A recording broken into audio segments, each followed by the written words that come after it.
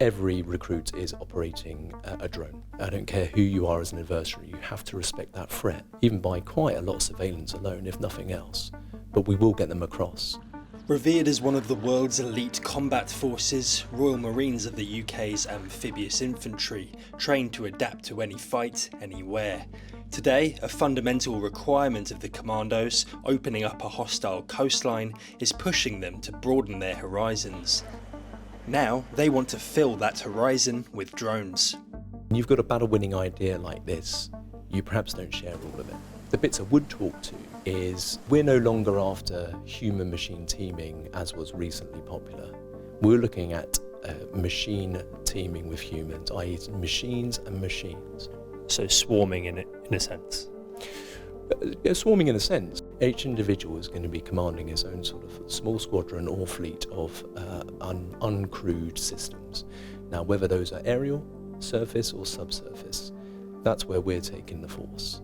This would be a force multiplier. As far as the enemy's concerned, every small landing craft would essentially become an aircraft carrier. You could have anywhere up to tens of teams of commandos, so each team being about 12 commandos, force projected independently from great distance and able to queue other assets such as drone technology across a vast shoreline. I don't care who you are as an adversary, you have to respect that threat.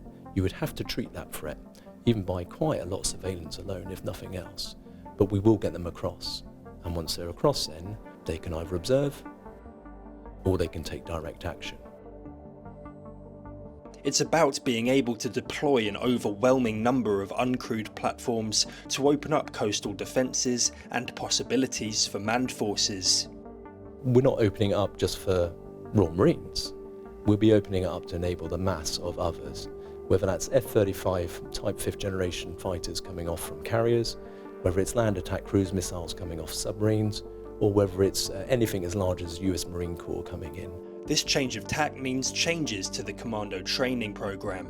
In phase 1 now, the earliest stages of training, every recruit is operating a drone.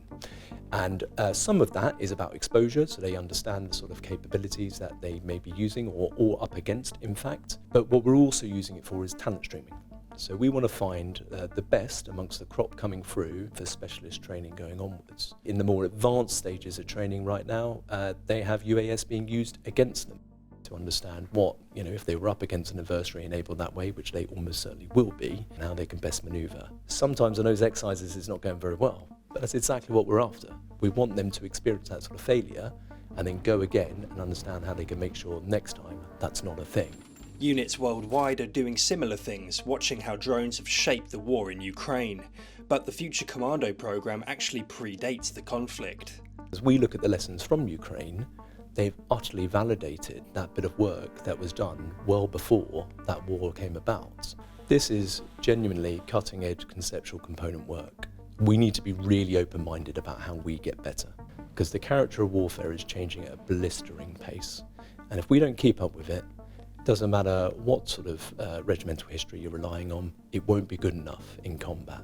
As combat evolves, the race to stay one step ahead is one the UK's commandos can't afford to lose. Tom Sable's BFBS Forces News, Devon.